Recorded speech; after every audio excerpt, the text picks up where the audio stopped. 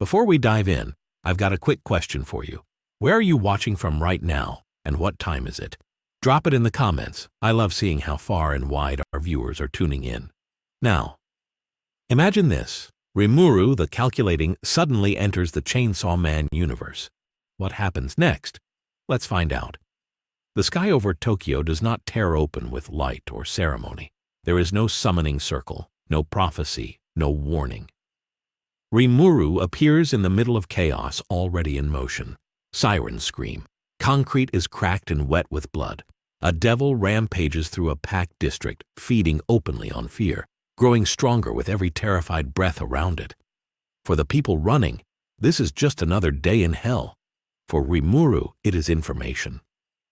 In less than a second, his perception expands outward, dissecting the environment, the screams, the power source of the creature tearing bodies apart 50 meters ahead of him. This world runs on fear. Fear births devils. Devils trade power through contracts. That single realization locks into place like a solved equation. The devil charges, sensing something unnatural, something that does not belong to the food chain it understands. Rimuru does not speak. He does not announce himself. He does not test the waters. A translucent pressure rolls outward from his body, freezing the devil mid-leap, not through brute force, but through authority. Predator activates. Analysis completes. This creature is not a spirit, not a monster, not a soul.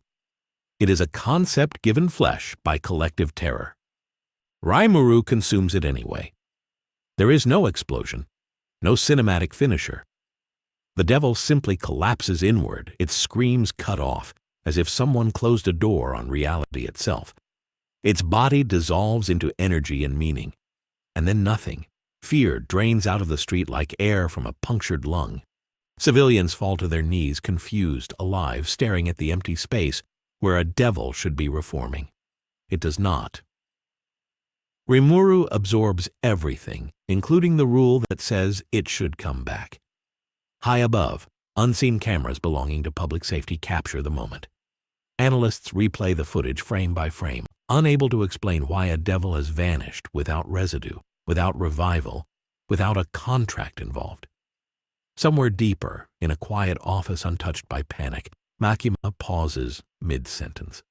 She smiles, not because she understands what just arrived, but because for the first time in a long while, something has entered her world that does not answer to fear, hierarchy, or control. And as Rimuru looks around the shattered street, calmly updating his internal model of this universe, one truth becomes unavoidable. In this world, devils hunt humans. Chainsaw Man erases devils. But Rimuru does something far worse. He makes them irrelevant. Rimuru does not linger to reassure the survivors. Sympathy is logged, not indulged. Around him, fear is still present, thick and metallic in the air, but its direction has shifted. People are no longer afraid of the devil that just died. They are afraid of the thing that killed it without effort. Rimuru notices immediately. Fear here is not passive emotion. It is currency, fuel, architecture. Every human reaction feeds the ecosystem. That means fear aimed at him will eventually try to turn him into something else. He will not allow that. Public safety squads arrive within minutes, devil hunters fanning out with practiced precision, weapons raised but hands shaking. To them, Rimuru registers as a devil-shaped unknown with no file, no classification, no contract trail. One hunter shouts orders. Another hesitates, eyes locked on the crater where the devil vanished. Rimuru reads their intentions before they act. He speaks for the first time, voice calm, almost gentle, asking a single question that stops them cold. Why do you serve creatures that feed on your terror? No one answers, because in this world, that question is considered normal. The ground trembles as another presence enters the district, loud, reckless, saturated with chaotic energy. Chainsaws roar. Denji crashes through a building in a storm of steel and blood. Chainsaw Man carving apart a lesser devil drawn by the earlier fear spike. The fight is messy, brutal, theatrical. Rimuru watches closely, eyes tracking every movement, every regeneration cycle, every reaction of the surrounding crowd. This is not just a fighter. This is a symbol. Chainsaw Man does not merely kill devils. He deletes their meaning from the collective unconscious. Rimuru recognizes the mechanic instantly, and something rare flickers through him. Interest. The two lock eyes across the ruined street. Chainsaw Man senses it too. This blue figure is not prey, not an ally, not something he has ever fought. Denji revs his engines and lunges without thinking, because thinking has never been his strength. Rimuru intercepts the charge with a minimal barrier, not to block, but to sample. Contact lasts less than a second. That is all he needs. Data floods in. Concept erasure, fear resonance, identity persistence through destruction. Rimuru releases Denji and steps back, allowing him to crash through a bus and skid to a halt, unharmed but confused. Makima's voice crackles through nearby earpieces, ordering a retreat disguised as containment protocol. She has seen enough. Rimuru does not pursue. He has learned what matters. This world has two pillars.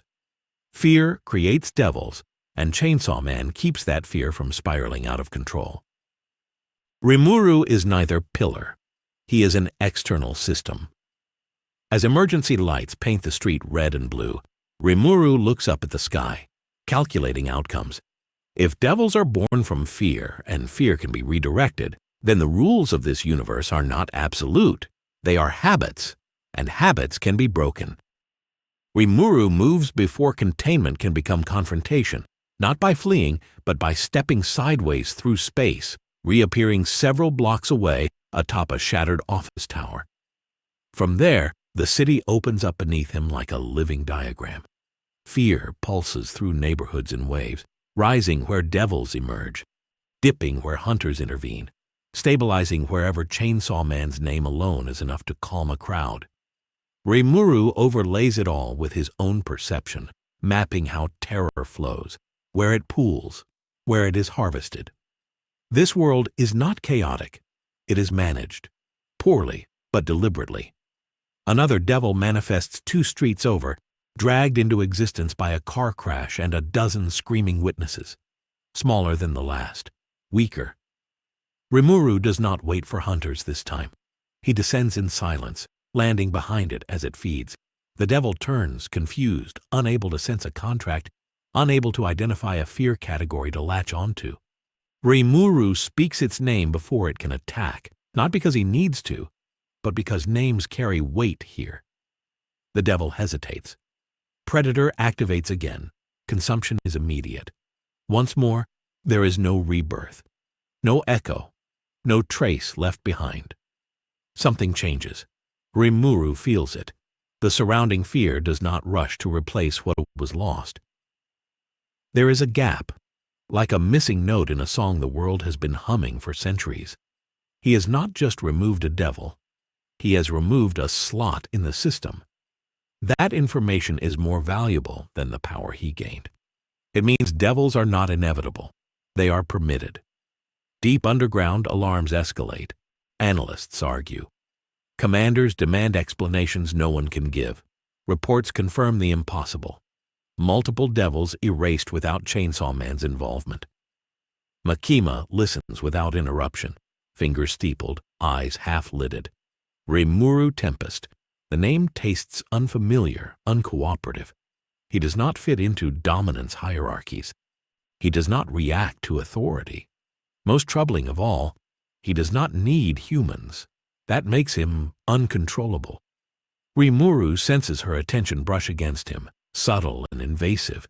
He allows it, just long enough to understand its shape. Control layered over admiration. Command disguised as care. He shuts the channel gently, not violently, like closing a door on a draft. Somewhere Makima's smile tightens. For the first time, a presence in her world has declined to be acknowledged. Night falls, and Rimuru continues moving, not as a hunter, but as a test. Each devil he consumes teaches him more about the rules everyone else accepts as unchangeable. Contracts bind devils because devils require external anchors. Fear empowers them because fear is abundant and unmanaged. Chainsaw Man erases them by severing their conceptual roots. Rimuru does something different. He integrates. He does not erase fear. He absorbs the outcome. By the time dawn approaches, rumors are spreading faster than devils ever could. A blue figure, devils disappearing, hunters standing down. People whispering that maybe fear does not have to mean death. Rimuru watches the city wake up, calculations complete, conclusion unavoidable. If this world runs on blood and contracts, then it is vulnerable to a system that needs neither. And this segment of the story has only just begun. As the sun rises over Tokyo, Rimuru finally slows, not from exhaustion, but from satisfaction. He has gathered enough data to confirm what instinct already told him. Devils are reactive entities. They do not evolve, they respond. Fear shapes them, contracts chain them, and authority directs them. Remove any one of those pillars and the system wobbles. Remove all three, and it collapses. Rimuru stands at the center of that realization, calm and unreadable, while the city below struggles to understand why last night felt different. Public safety issues a temporary blackout on information. Footage is confiscated. Witnesses are redirected. Official statements label the disappearances as Chainsaw Man activity because that explanation keeps the public stable. But stability is already cracking. Hunters feel it in their gut. Devils feel it in the way fear no longer guarantees rebirth. And Makima feels it most of all, because the board she thought she controlled just gained a new piece that refuses to move when commanded. Rimuru chooses a quiet place to observe, perched atop a half-collapsed shrine that once promised protection from evil spirits. The irony does not escape him. This world outsourced its survival to monsters that eat terror and to a boy cursed with chainsaws. It normalized horror because it had no alternative. Rimuru represents that alternative, whether this universe wants it or not. A devil attempts to form nearby, weak and malformed, stuttering into existence before dissolving on its own. Rimuru notes the anomaly. Fear was present. Witnesses were present. Yet the devil failed to stabilize. That confirms it. His presence alone is already distorting the rules. He is not just removing devils after they appear.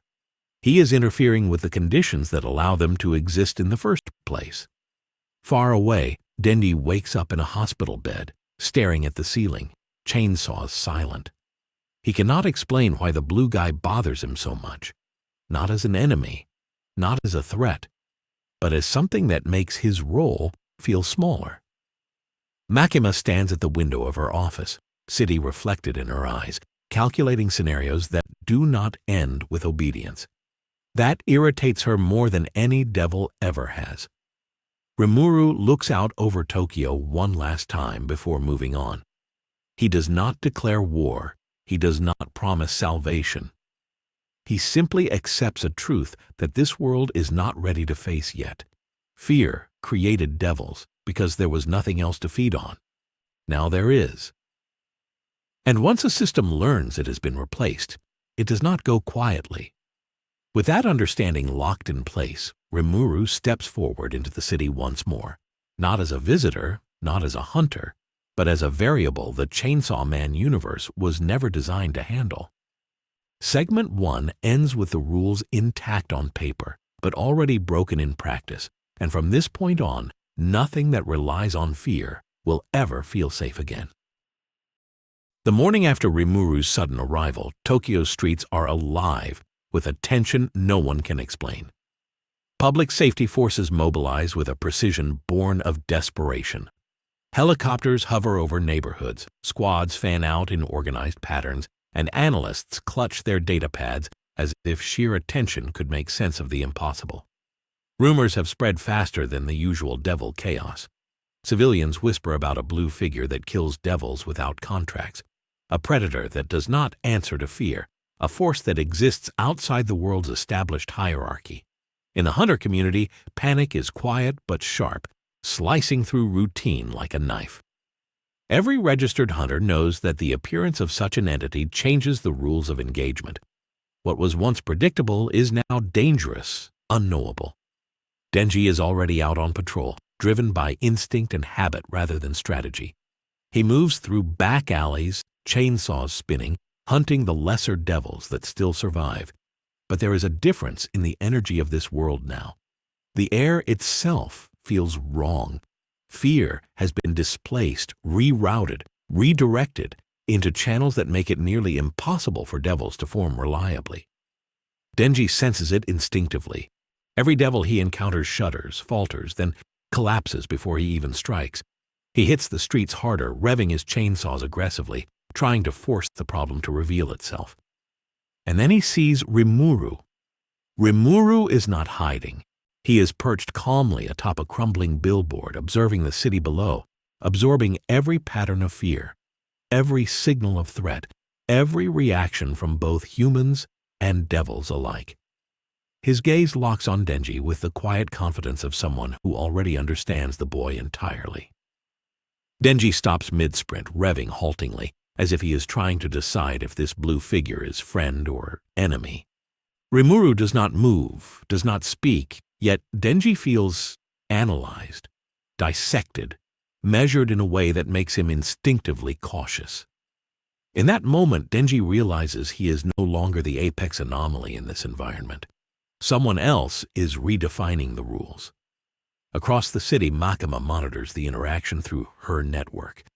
She knows Rimuru is not a devil. She knows he is not human. She cannot classify him. But she senses the subtle currents he leaves in his wake. The way fear no longer produces the expected results. The way energy flows through the streets as if following new invisible laws. Makima begins to formulate a strategy. Direct confrontation is risky. He does not obey contracts. He does not respect authority. And he is already powerful enough to erase devils at will. She decides to test him through intermediaries, deploying hunters to force a reaction, to observe his capabilities indirectly, without exposing herself prematurely. Rimuru reacts instantly to these maneuvers, not with aggression, but with observation. He does not attack the hunters immediately. He watches them, calculates their coordination, and notes the limits of their collective ability. Every movement is a data point, every hesitation a flaw in their structure. He identifies patterns in their leadership, weaknesses in their deployment, and the precise points where fear dictates obedience. With that understanding, he can manipulate outcomes without lifting a finger. Publicly, the hunters are chasing shadows and corrupted energy, reacting to the chaos of the devil ecosystem. Rimuru subtly shifts. Privately, Rimuru is a silent predator assessing the apex of this new environment, already redefining power from the shadows. Denji, frustrated by his inability to strike effectively, charges impulsively, aiming for Rimuru directly. Chainsaws whirl as he lunges, but Rimuru sidesteps with effortless grace, calculating Denji's fighting style in an instant. He absorbs the concept of the chainsaws themselves, not stealing Denji's identity, but understanding the destructive potential and limits of the weapon, how it interacts with fear-based energy, how it can be amplified or nullified. Denji slams into a nearby building, pieces of concrete and glass scattering, but Rimuru remains untouched, studying him like a scientist observing a specimen.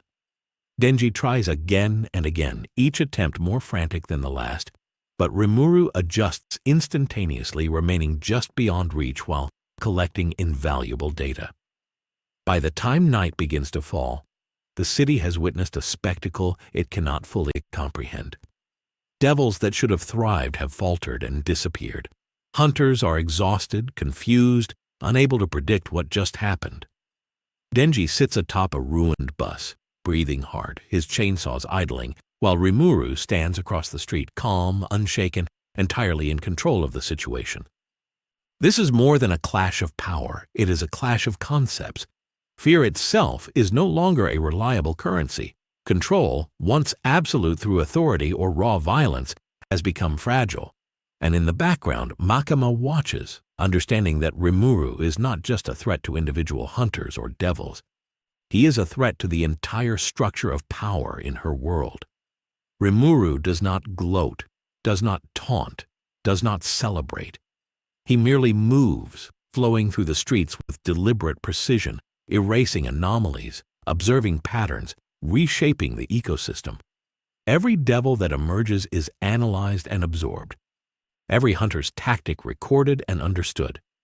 Fear reacts unpredictably to him, sometimes dissipating, sometimes concentrating into strange pockets of potential. Civilians watch from the shadows, terrified, enthralled, unsure if he is a savior or predator. One thing is clear. The Chainsaw Man universe has a new constant, and it is one that cannot be ignored, bargained with, or controlled through fear or contracts.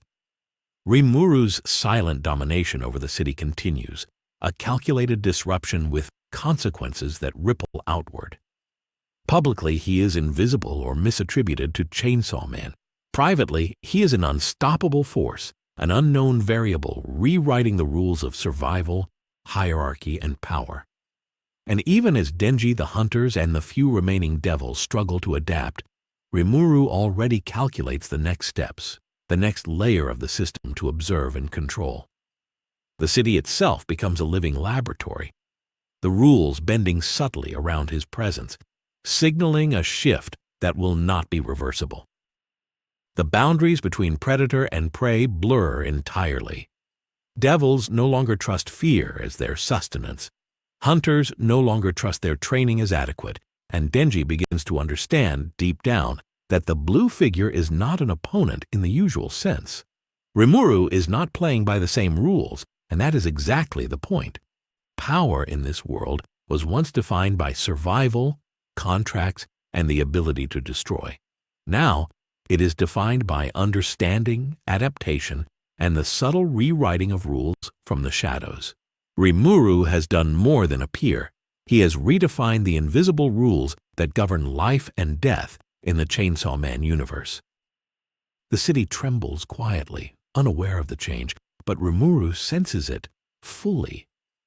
He does not need to strike to dominate. Observation alone, combined with selective intervention, is enough to shift the balance of power. In this world where fear once dictated everything, he has become a new standard. Hunters will chase, devils will attempt to rise, and Denji will rage against the unexplainable. But none of it matters in the same way anymore. Rimuru's presence has already rewritten what is possible. Rimuru's influence spreads quietly but unmistakably. The city is alive with subtle anomalies. Devils that should have surged to full strength falter halfway through formation, stuttering like broken machinery, their instincts screaming at them to feed on fear that no longer behaves predictably. Hunters arrive at these incidents, confident that their tactics will work, only to find the battlefield altered, the rules rewritten without explanation. Rimuru does not intervene directly in these moments. He watches from vantage points high above, absorbing every reaction, every misstep, every flicker of hesitation from both humans and monsters. In the silence between the chaos, he calculates the exact weight of fear needed to sustain life here, then begins quietly siphoning it, a subtle adjustment that changes the ecosystem without leaving a trace. Denji is still frustrated, still chasing Rimuru across the district. Chainsaws spin violently, tearing through empty cars and abandoned debris, his movements a mix of reckless aggression and raw instinct. Rimuru sidesteps effortlessly, but each dodge is more than mere evasion. It is a lesson, a collection of data points on how Denji thinks, reacts, and adapts under stress. Rimuru notices patterns Denji himself is unaware of, how his attacks rely on predictable momentum, how fear of failure influences the timing of his strikes, how the chainsaw concept, while devastating, has limits when confronted with a predator that anticipates every move. Rimuru's calm, methodical analysis makes him untouchable, and yet he allows Denji to continue, knowing that observation of instinctual aggression will yield insights far more valuable than immediate combat. Meanwhile, Makima quietly manipulates the background. Hunters are sent in waves, each team designed to test different aspects of Rimuru's abilities. Some attempt to corner him, others try to distract him, while a few observe from the shadows, reporting back on behavior and reaction speed. Rimuru anticipates all of it. He does not respond violently. He does not need to. By moving slightly, by shifting his position, by absorbing the minimal energy output from a devil nearby, he teaches them the futility of conventional tactics. Every failed maneuver is another lesson written into his memory. Every pattern identifies another layer of understanding about the mechanics of this universe. Makima's carefully orchestrated tests begin to fail. The hunters she sends ending up manipulated, misdirected, or rendered irrelevant by subtle, almost imperceptible adjustments from Rimuru. The civilian population begins to notice strange occurrences. A devil appears in a marketplace, moments from preying on terrified shoppers, only to collapse mid-attack, never fully formed. Street cameras catch flashes of a blue figure moving silently, a presence that defies the laws of the city, yet no human can identify him clearly. Rumors begin to swirl. A new force, more dangerous than Chainsaw Man, yet different. Some whisper he is a savior, others a predator. But no one knows how to define him. Even devils, creatures born of fear, hesitate before emerging, sensing the unseen influence reshaping their environment. Rimuru's existence has become a variable that the ecosystem cannot ignore. Denji eventually realizes that brute force alone will not reach Rimuru. Each assault fails. Each chainsaw swing either blocked or avoided effortlessly. Exhaustion sets in, but he cannot stop. Instinct drives him to continue, and Rimuru takes note. By studying Denji's perseverance, his improvisation, and the chaotic energy he channels, Rimuru begins to understand the limits of raw aggression versus calculated observation. He begins to piece together how this world balances its chaos and its order, seeing where humans, devils, and hybrid forces like Chainsaw Man intersect, and where those intersections can be manipulated. By nightfall, the district is eerily quiet. Devils are fewer, hunters are tired and frustrated, and Denji sits on a rooftop, glaring across the streets at the calm blue figure whose presence has undone the rules they all relied on. Rimuru remains composed, studying the cityscape like a chessboard. Each movement of the population, each devil's hesitation, each hunter's tactic logged in his consciousness. The public sees him as a rumor, a shadow, a misattributed Chainsaw Man event. Privately, Rimuru has established a network of influence, subtle but absolute, shaping the survival of this world without a single violent declaration. Fear itself has begun to shift in response to him. Rimuru's first interventions were direct, erasing devils and demonstrating power. Now, his influence is systemic. He does not merely hunt, he reshapes the ecosystem quietly. Hunters continue to chase shadows, unaware that the predator they pursue has already dictated the outcome of every encounter. Denji's frustration grows, the chainsaws revving in vain, as Rimuru's calm, calculated presence undermines the foundations of instinct, hierarchy, and fear that once defined the Chainsaw Man universe. Makima watches from her office tower, realizing that Rimuru's value is not in strength alone, but in control without control. He is the anomaly she cannot dominate, the variable that resists contracts, commands, and fear. His presence has exposed cracks in her system she had never anticipated, and the implications ripple outward. Tokyo may appear normal to the uninformed eye, but the ecosystem of fear, power, and survival has shifted irreversibly. Rimuru is not merely a participant. He is a silent architect of a new order, a hidden force reshaping the very mechanics that govern life and death in this world. Rimuru's influence does not stop at observation. He begins to act in ways that subtly manipulate outcomes without revealing his full strength. A small devil attempts to rise in an alleyway, feeding on scattered fear. Rimuru does not strike directly. Instead, he positions himself out of sight and emits a faint aura of calculated energy, disrupting the formation process. The devil collapses mid-emergence, body writhing as if reality itself refuses to allow it to take shape. Hunters arrive moments later, expecting a fight, only to find the creature gone and the scene eerily calm. Each time they try to engage, Rimuru is already 3 steps ahead, redirecting the flow of events with minimal effort. To them, it feels like the city itself has turned against them, a ghostly adversary that cannot be pinned or predicted. Denji's frustration builds with every failed encounter. He lunges repeatedly, chainsaws spinning violently, but Rimuru's reactions are not simply defensive. Each dodge, each sidestep is an experiment, a study of Denji's limits, his reaction times, his instincts under stress.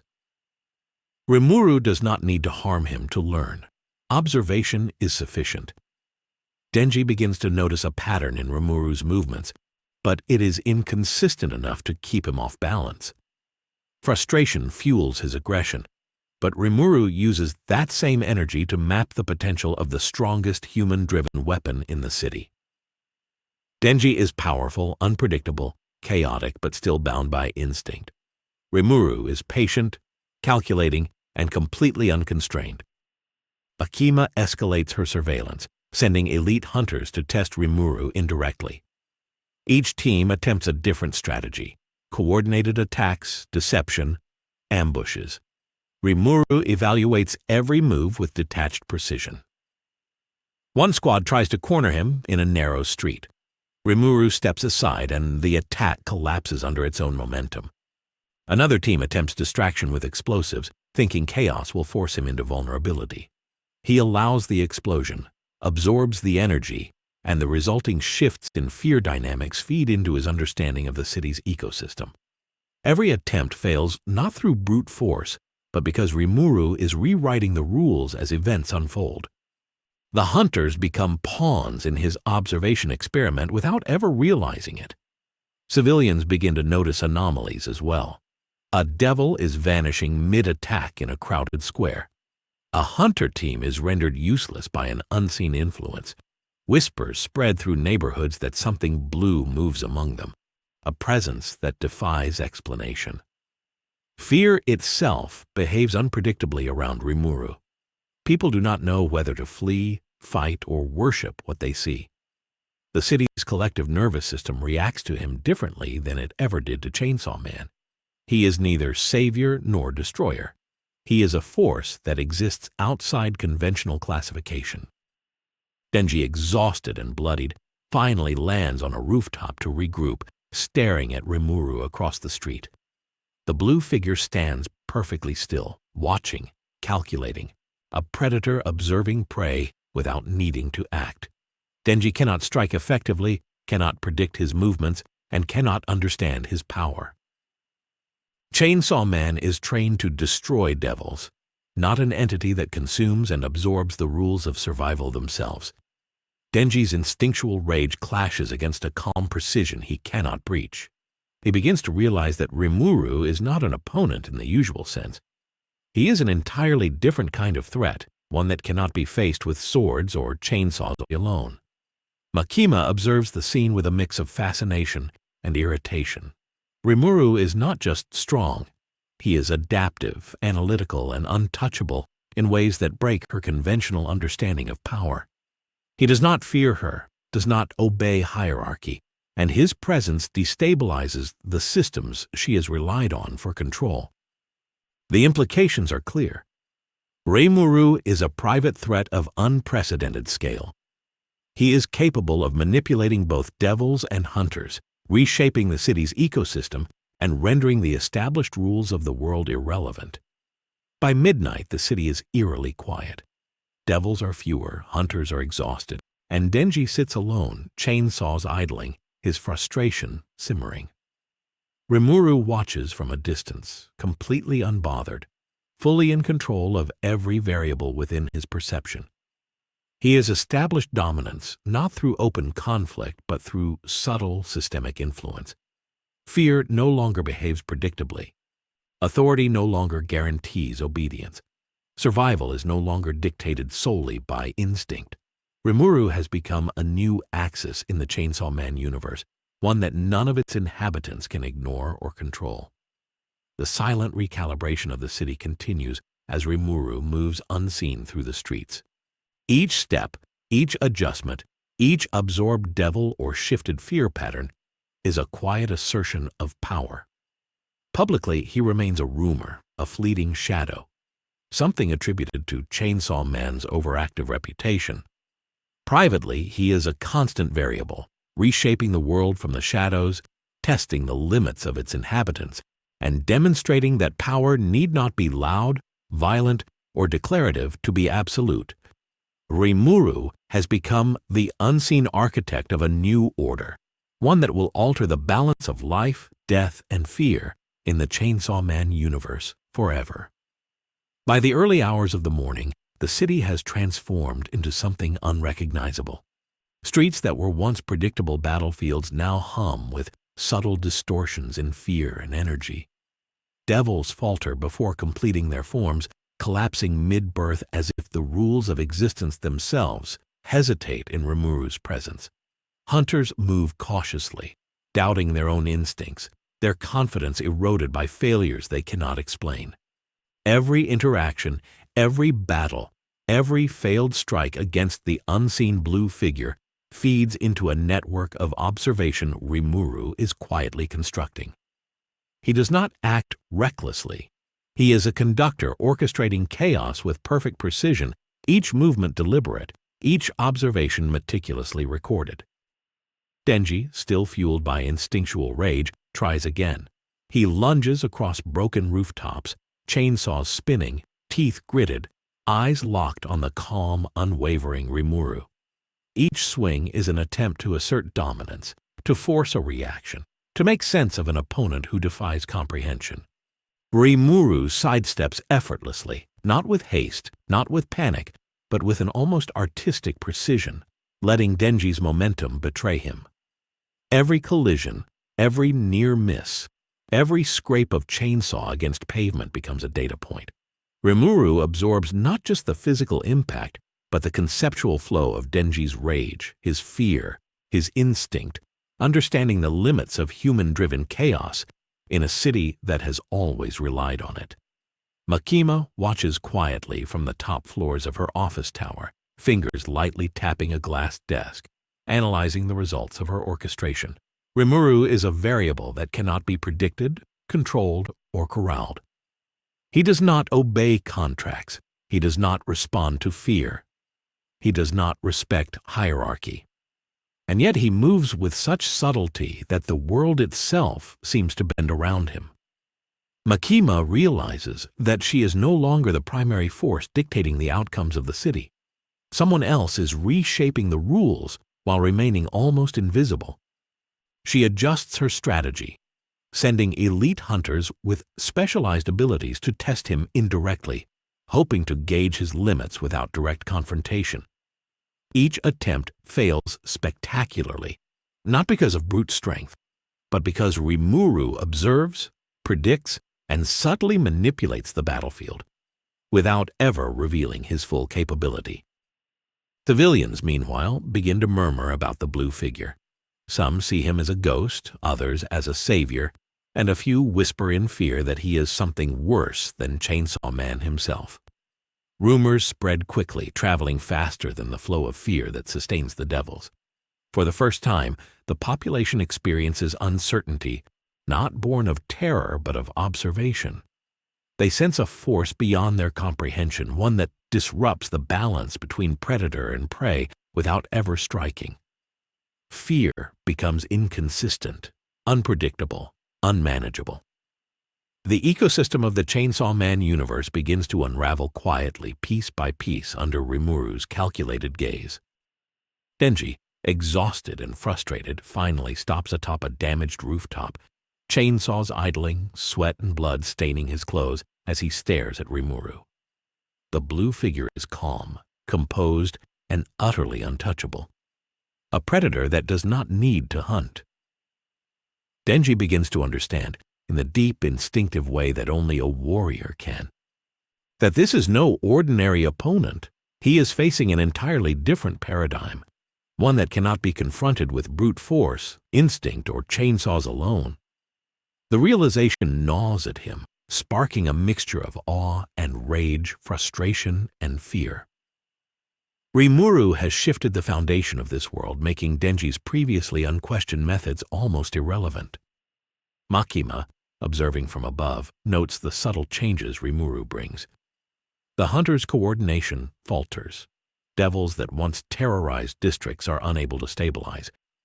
Denji's unpredictability is neutralized not by direct combat, but by careful, almost invisible manipulation. Fear itself is being rewritten as a force that no longer guarantees survival, and Makima understands that the city, the hunters, and even Chainsaw Man are being subtly reprogrammed by an entity that operates entirely outside the rules she has spent years mastering. Rimuru has become both a private threat and a public unknown, a variable whose influence cannot be contained. As dawn breaks, Rimuru steps through the streets, calm, deliberate, completely in control of every variable. Publicly, he remains a rumor, an unseen figure attributed to the chaos of Chainsaw Man's legend. Privately, he is an omnipresent force, reshaping the ecosystem of fear, survival, and power without ever needing to declare his presence. Each devil that falters, each hunter that hesitates, each ripple of civilian uncertainty is another step in his silent domination of this world. By the time the city fully awakens, Rimuru has already altered its fundamental dynamics. Fear no longer reliably produces devils. Authority no longer guarantees obedience. Survival is no longer dictated solely by instinct or raw power. Rimuru has introduced a new axis to this universe, a force that observes, calculates, and manipulates with precision beyond any human or devil. The Chainsaw Man world has been irreversibly changed, and the inhabitants are only beginning to realize the implications. Publicly, the city functions as it always has, but privately, an unseen hand has shifted the rules. Rimuru has become the hidden architect of a new order, a silent predator whose presence alone reshapes life and death in ways no one, not even Makima, can fully control. Makima's eyes trace the city below from the top floor of her office tower, the early morning light glinting off the glass. She has been watching, calculating, analyzing every ripple Rimuru has caused in her carefully constructed world. For weeks, or perhaps days, time blurs when you are as powerful as she is. She has observed a single anomaly dismantle layers of control she thought immutable. Every devil erased, every hunter confounded, every civilian terror displaced, has left her with a singular conclusion. This blue figure cannot be manipulated through fear, cannot be bound by hierarchy, cannot be neutralized through conventional force. And that realization irritates her more than any opponent ever has. She decides on a new approach, a move befitting someone whose power is predicated on control itself. Direct confrontation is risky. Rimuru does not react to dominance, and testing him recklessly could result in unforeseen consequences. Instead, she initiates a series of subtle maneuvers designed to probe, to observe, and ultimately to manipulate. She sends elite hunters with specialized devil-killing abilities to shadow Rimuru, attempting to create situations where he might be forced to reveal the limits of his power. The plans are multi-layered with redundancies, contingencies, and backup protocols, each intended to allow her to learn without exposing herself prematurely. Rimuru, of course, perceives everything. He notices the hunter movements long before they reach their intended positions, recognizing patterns in deployment, timing, and coordination. To him, these interventions are data points rather than threats. He does not panic. He does not attack. Instead, he adjusts his path, subtly redirecting fear currents, absorbing minor devils, and shifting the balance of power in ways that make the hunter's efforts futile without ever touching them directly. Each failure on their part reinforces a new truth. Rimuru is not playing by the same rules. In response, Makima changes tactics. She decides to confront Rimuru directly, not with overwhelming force, but with strategy and precision. She begins manipulating the environment itself, creating situations designed to test his conceptual understanding of this world. She leverages humans as bait, constructs devil encounters tailored to challenge him, and subtly redirects chains of fear toward locations where his presence can be monitored and evaluated. Every step is calculated, designed to provoke a reaction, to observe, to determine the extent of his comprehension and adaptability. Rimuru recognizes this almost immediately. He sees the underlying structure, identifies the control mechanisms she is attempting to employ, and acknowledges them as interesting but ultimately insufficient. When Makima finally appears in person, she does so with calculated grace. The air itself seems to bend under her will as she steps onto a rooftop across from Rimuru. Her presence is an assertion of dominance, subtle yet undeniable. She speaks, her voice smooth, almost musical, laced with a tone of expectation and authority. She offers an invitation, a challenge, a veiled warning all at once, testing not his strength, but his understanding of her position. Rimuru listens, silent, evaluating her like a complex algorithm waiting for input. He does not respond immediately. Words are irrelevant. Observation is enough. Makima's eyes gleam with interest and caution. She realizes that Rimuru is analyzing her as thoroughly as she analyzes him. Every gesture, every blink, every movement of his body is being recorded and assessed. He is not defensive. He is not aggressive. He is entirely observant, a being whose power does not need to assert itself in order to dominate the battlefield. Her strategies, her manipulations, her elite hunters, all pale in comparison to his silent, calculated influence over the rules themselves. She recognizes that she is no longer in control. As their standoff continues, Makima attempts a more direct demonstration of her abilities. She manipulates the fear currents around the city, attempting to project control over the devils, attempting to test if Rimuru can be influenced or coerced indirectly. The results are immediate and telling. Devils fail to rise where they once would have, hunters hesitate in coordination, and the balance of fear shifts unnaturally. Rimuru adjusts instantly, absorbing and redirecting the flow of energy, leaving her efforts not just ineffective, but subtly reinforcing his control over the environment. Every move she makes is turned into a lesson, a data point, a confirmation of his growing dominance. Makima realizes that a conventional fight would be futile. Brute force, coercion, contracts, fear, none of it works against Rimuru. He is a system unto himself, capable of observing, adapting, and manipulating without declaring aggression. She understands the truth. Rimuru is not merely powerful.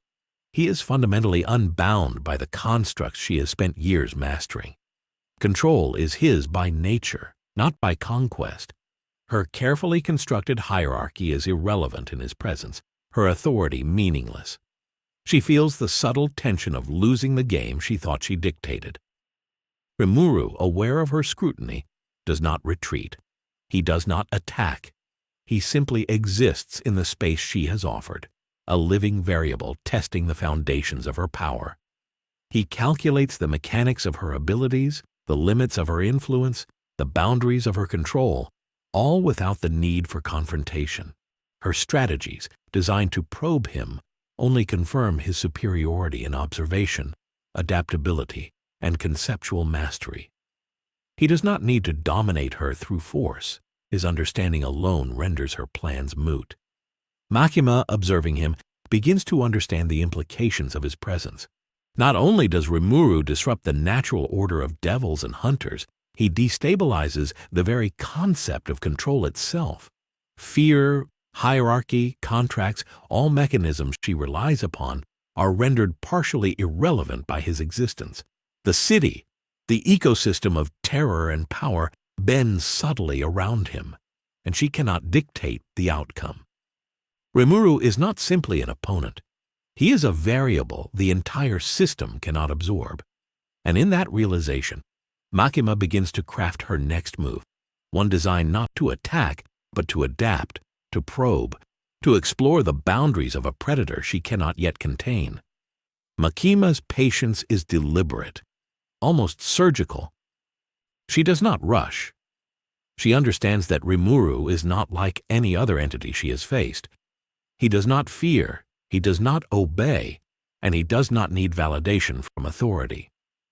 Her attempts to provoke him with subtle manipulations of the city's fear currents only serve to highlight his unique adaptability. Devils that should be strengthened by her influence falter. Hunters that should move confidently hesitate, and civilians sense a presence that overrides instinctual terror. Makima watches all of it unfold with growing fascination. The puzzle is unlike anything she has encountered. She decides to escalate subtly, creating a scenario designed to test Rimuru's reaction to direct challenge. She orchestrates the appearance of a mid-tier devil in a crowded district, ensuring that the fear generated will peak in both intensity and concentration. Hunters are dispatched to observe, to record, to provide cover if necessary, but their role is secondary. The true experiment is Rimuru. Makima wants to see whether he responds aggressively, defensively, or merely observes. She is curious which approach he prioritizes: the protection of life, the removal of devils, or the study of rules themselves.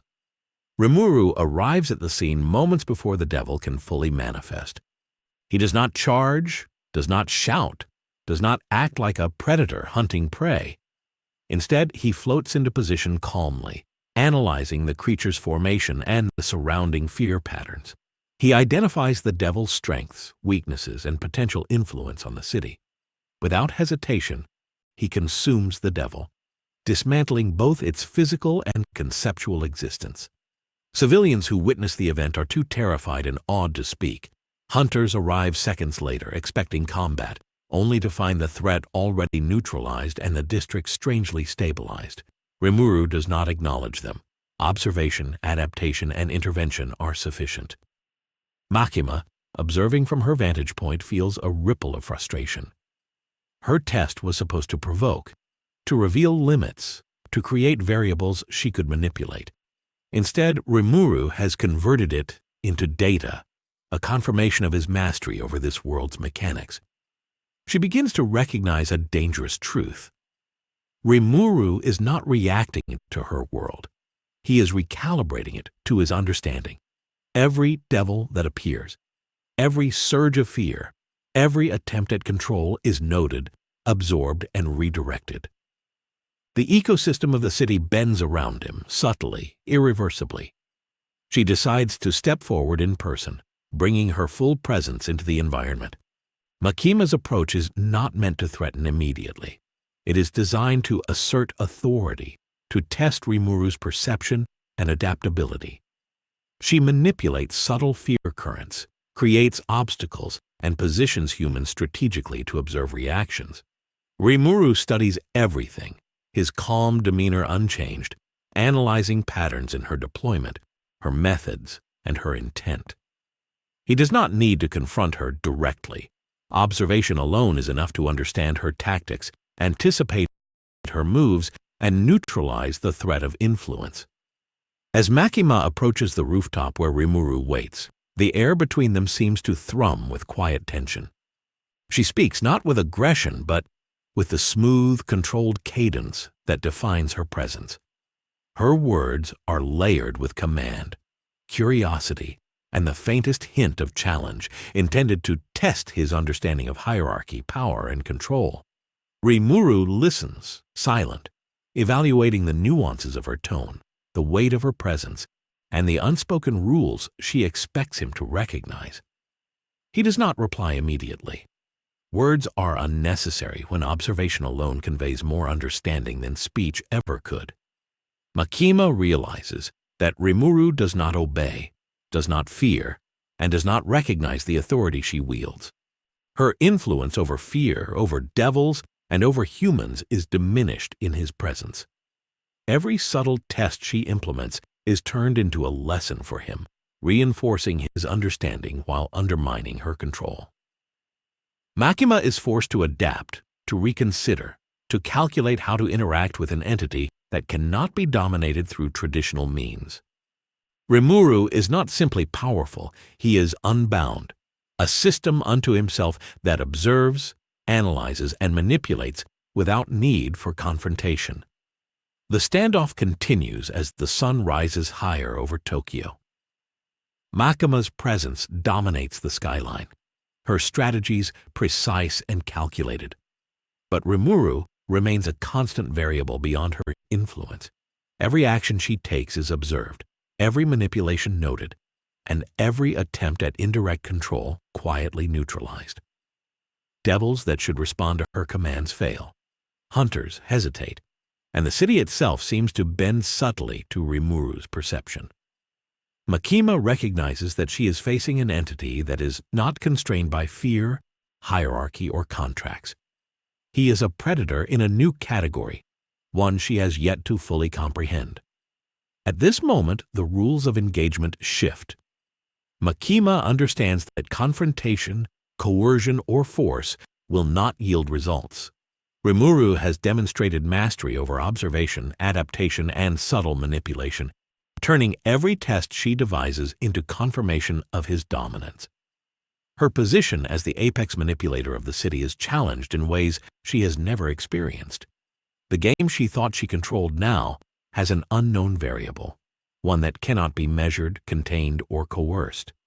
Rimuru has not struck, has not declared war, and yet his presence alone has begun to rewrite the boundaries of power in the Chainsaw Man universe.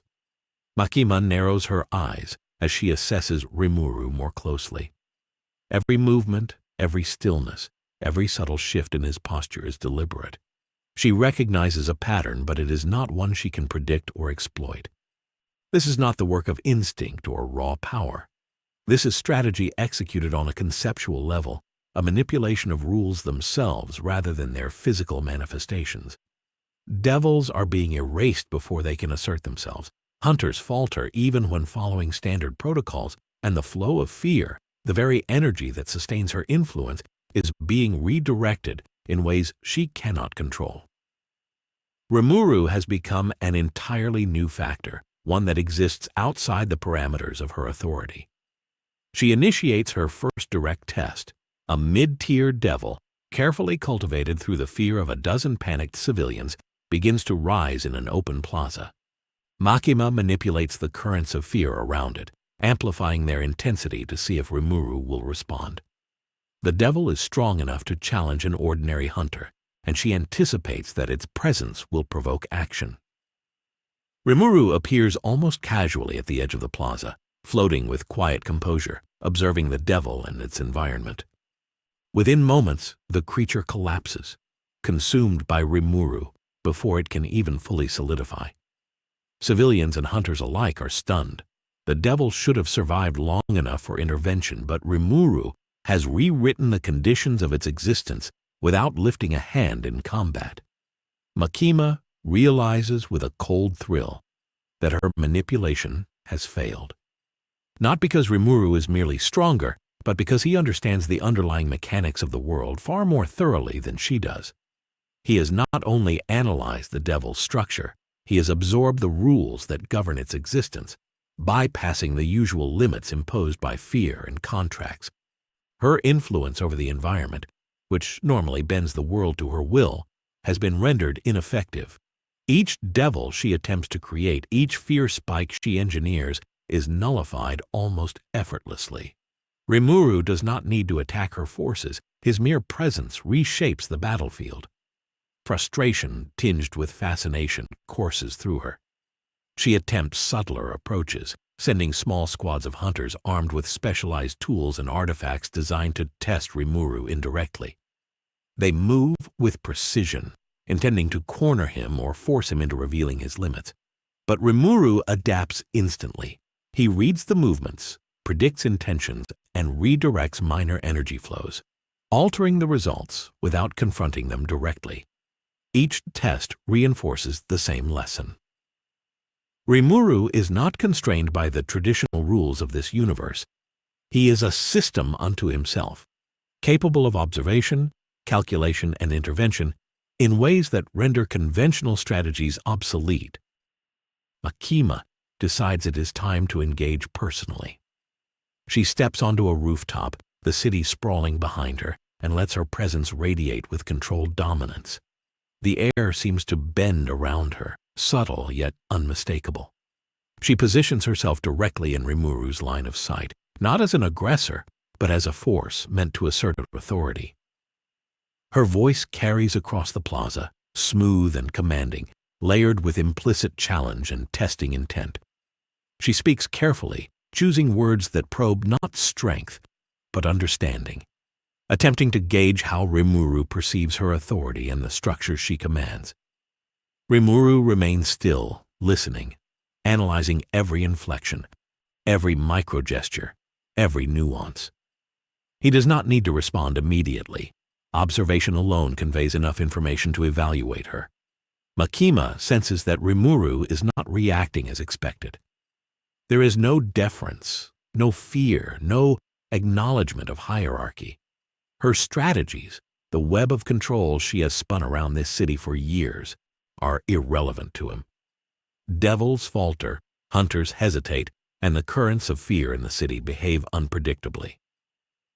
Rimuru is not aggressive, yet he dominates the battlefield conceptually. He does not need to assert power physically because his comprehension of the world and its rules surpasses the structures she relies upon. Every test she implements is absorbed and neutralized, quietly reinforcing his dominance over the system. The standoff stretches on, tension crackling in the air.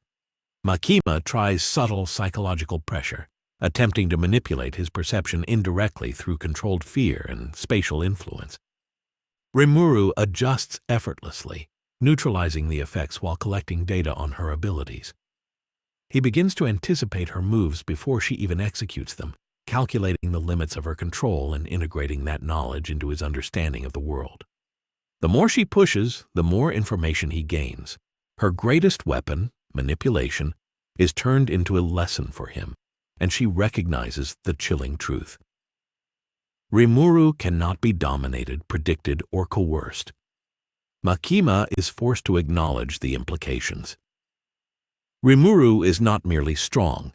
He is fundamentally unbound, operating on a level that renders traditional power structures meaningless. Authority, contracts, fear, hierarchy, all tools she has mastered, are inadequate against him. He has rewritten the conditions of survival and influence simply by existing, subtly reshaping the ecosystem of the city while remaining almost invisible. The Chainsaw Man universe, with all its layers of control, violence, and instinct, is now subject to a new force, one that does not fight, does not obey, and cannot be contained. By nightfall, the plaza is silent. Devils have failed to rise, hunters are exhausted, and civilians remain unaware of the full extent of what has transpired. Rimuru stands calmly, observing the subtle shifts he has caused, while Makima looks on, calculating her next move in a game where she no longer controls the board. She recognizes that confrontation alone will not yield results. To engage Rimuru, she must rethink the very rules she relies upon. He is not simply an opponent. He is a predator in a new category, a variable that cannot be measured, contained, or coerced. The city itself bends subtly around him, acknowledging a force beyond fear, beyond hierarchy, beyond contracts. Rimuru has already begun rewriting the landscape of power in the Chainsaw Man universe, and Makima knows that the next move will determine whether she can adapt or be rendered irrelevant. Makima narrows her eyes, her lips curling into the faintest hint of a smile, one that is both calculating and dangerous. She knows Rimuru is unlike any entity she has faced before. He does not fear, he does not obey, and he does not recognize hierarchy as a binding force.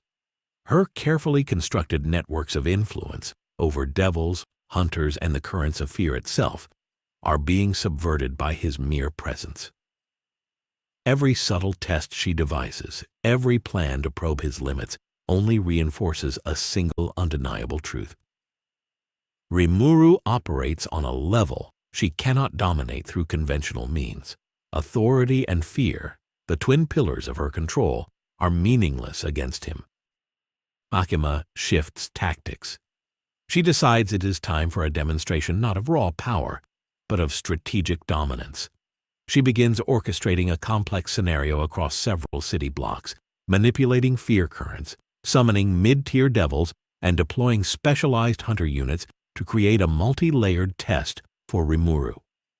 Each element is designed to provoke, to isolate, to draw him into a position where he must reveal his capabilities. Every detail, from the timing of devil emergence to the positioning of civilians, is calibrated to push him to react. Yet Rimuru anticipates, adapts, and neutralizes each variable without confrontation. He moves through the city like a silent conductor, orchestrating outcomes without needing to assert dominance physically. Denji watches from a distance, chainsaws idling, frustration etched into every line of his body. He has tried to confront Rimuru repeatedly, yet each attempt ends with him exposed, tired, and unable to reach his target. Rimuru's adaptability, calm observation, and ability to manipulate the battlefield conceptually have rendered Denji's instinctual aggression almost irrelevant. Every swing of the chainsaw, every calculated lunge is analyzed, understood, and countered before it can land. Denji feels the unsettling realization settle in. This is not an opponent to fight, but a force to comprehend. A predator operating entirely outside the usual rules of engagement. Makima observes from above, her strategy shifting in real time.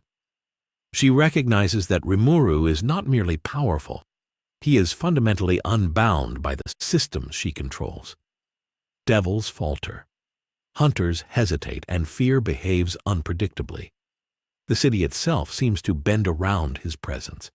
She adjusts her plans, introducing new variables, sending elite hunters to test subtle weaknesses. But Rimuru simply observes, calculates, and neutralizes without overt action. Every move she makes is turned into a lesson for him, every tactic reinforced as part of his understanding of the world. Her position as the apex manipulator of the city is being challenged in ways she has never encountered. As the sun sets, Makima decides to engage more directly. She steps into the plaza where Rimuru has been quietly observing the unfolding chaos. The currents of fear ripple under her control, and her presence asserts itself like gravity. She speaks, not with aggression, but with a calm, commanding authority designed to probe, test, and measure Rimuru's perception of hierarchy, control, and obedience. Rimuru listens, his expression unreadable, his gaze analyzing the nuances of her tone, the intent behind her words, and the structure of the power she radiates. He does not respond immediately. Observation alone conveys more than confrontation ever could. Makima realizes, with a chill running down her spine, that Rimuru is assessing her just as meticulously as she has assessed him. He is not intimidated, he is not resistant, he is simply calculating. Devils fail to stabilize in her presence, hunters falter despite their training, and the flow of fear in the city fluctuates unnaturally. Her attempts at subtle psychological pressure, at manipulation of the environment and the inhabitants, are quietly absorbed and redirected by Rimuru's presence. He is a predator in a new category, one she cannot dominate, coerce, or control. The plaza falls into a tense silence. Civilians are unaware of the full scale of the confrontation, witnessing only the aftermath of shifting shadows and subtle disturbances in the flow of the city's energy. Denji sits, frustrated and exhausted, realizing that his instinctual aggression and raw power are insufficient. Hunters retreat to reassess, their confidence shaken, their tactics rendered ineffective. Makima herself, the master manipulator, is forced to acknowledge that Rimuru is a variable she cannot fully predict or constrain.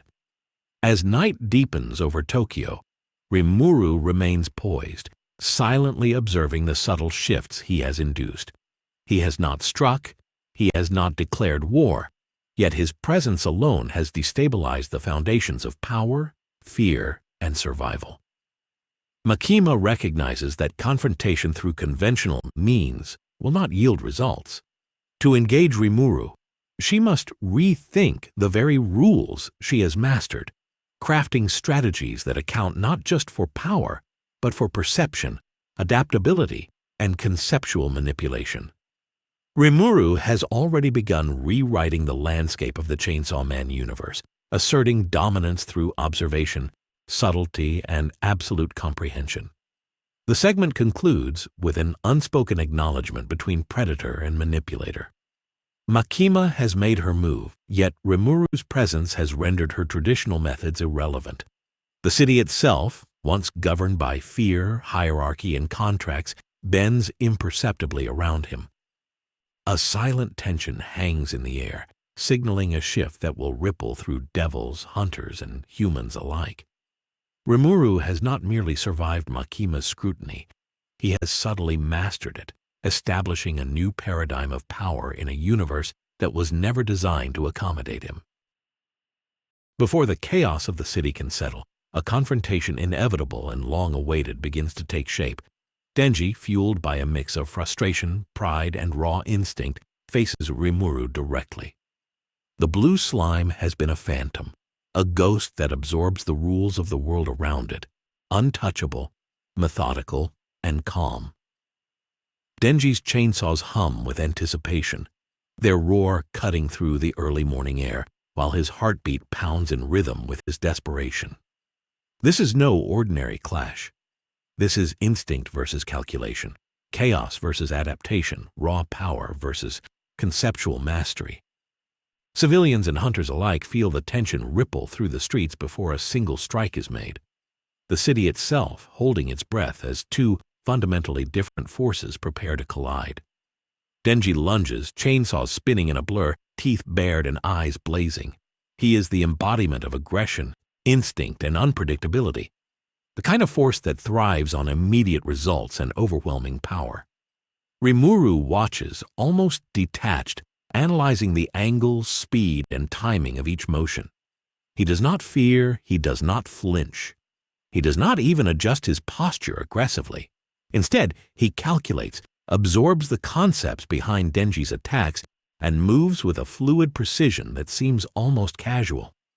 Every swing of the chainsaw, every lunge and pivot is anticipated, dissected, and understood before it even completes its arc.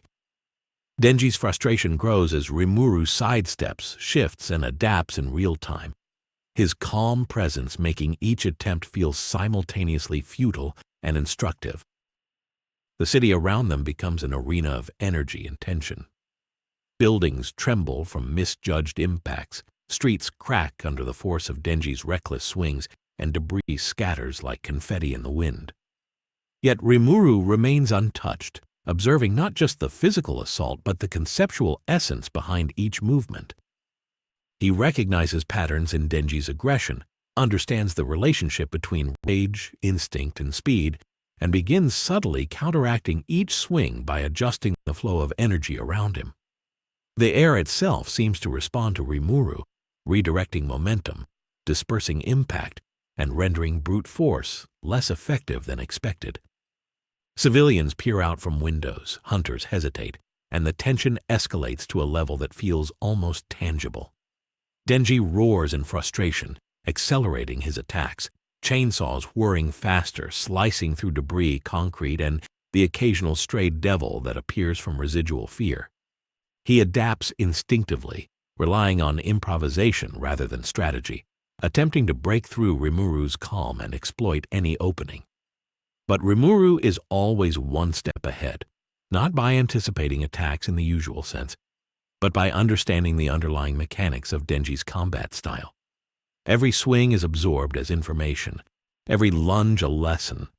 Rimuru's body shifts with fluidity that defies expectation, moving not to block, but to neutralize and adapt, converting Denji's own energy into data. The clash intensifies as the city's environment becomes part of the battle. Walls and streets crack, shattered glass glitters under the rising sun, and small pockets of residual fear attract minor devils. Rimuru absorbs or disperses them seamlessly, never allowing the battlefield to become unstable enough to give Denji the upper hand. Denji attacks with raw intensity, spinning chainsaws in arcs of devastation, but Rimuru adjusts subtly, shifting weight, reshaping spatial perception, and nullifying each attempt without breaking his composure. The energy between them is electric, a stark contrast of instinctual chaos and calculated precision. Denji tries a risky tactic, swinging wildly and charging with explosive momentum in an attempt to overwhelm Rimuru's observation and adaptation. The force tears up concrete, sends cars flying, and cracks the streets beneath them. Rimuru, unfazed, sidesteps in a motion that seems almost too slow to be real, yet absorbs the force with minimal effort, studying the destructive potential and limitations of the chainsaw concept itself. Denji realizes that brute strength is not enough. Every strike is being analyzed, every tactic countered conceptually before it can land physically. The frustration, the desperation, and the raw aggression of Chainsaw Man collide against the analytical calm of Rimuru in a way that neither can dominate fully. Makima observes from her vantage point, silent, calculating, intrigued. The clash between Denji and Rimuru is more than a fight. It is a demonstration of the irreconcilable difference between instinct-driven power and adaptive intelligence. Devils collapse nearby as fear fails to sustain them. Hunters hesitate mid-approach, and civilians are paralyzed with awe. Rimuru does not attack aggressively. His goal is not to defeat Denji outright, but to understand, adapt, and redirect the forces around him. Denji cannot predict his next move, yet Rimuru also does not actively dominate him, resulting in a battle of perpetual motion, a cycle with no clear end. The clash escalates to a point where physical and conceptual boundaries blur. Streets are torn apart, the air vibrates with the sound of chainsaws and subtle shifts in energy, and the city itself feels as if it is part of the confrontation. Denji's swings grow more frantic, more desperate, yet Rimuru remains calm, moving with a precision that makes each attack ineffective. Each collision is not just a clash of power, but a meeting of fundamentally different forces. Unbridled instinct against calculated observation, raw chaos against adaptive mastery. Civilians scream, hunters shout orders, and even minor devils pause, sensing a power dynamic beyond their comprehension. Rimuru begins to absorb residual energy from Denji's swings, not to harm him, but to study and neutralize the destructive potential. Denji notices the subtle change, realizing that his attacks are being used against the battlefield itself, making him an unintentional contributor to Rimuru's understanding. He roars, chainsaws spinning faster, but the pattern is clear. No matter how fast, how chaotic, or how brutal his assault, Rimuru remains untouchable.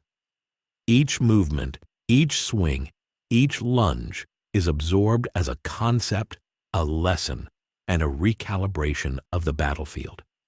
The city begins to bear the scars of their confrontation. Concrete is shattered, vehicles are mangled, and buildings crack under the sheer kinetic energy released by Denji's attacks. Yet Rimuru moves like water, intangible yet present, reshaping outcomes without exerting overt force. Civilians flee, hunters hesitate, and the tension between predator and chaos reaches a fever pitch. The battle is a spectacle, but it is not one that can end easily. Rimuru does not seek victory, he seeks understanding. Denji cannot dominate, his instinct cannot overcome adaptation. The forces are mismatched in type, but equal in impact. The confrontation stretches on with escalating intensity, a violent dance with no definitive conclusion.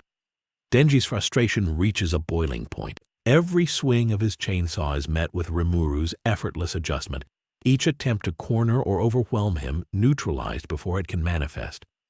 Denji improvises wildly, spinning, leaping, and cutting through anything in his path to force an opening. But Rimuru flows around the chaos like water around stones, his body absorbing energy and movement without resistance.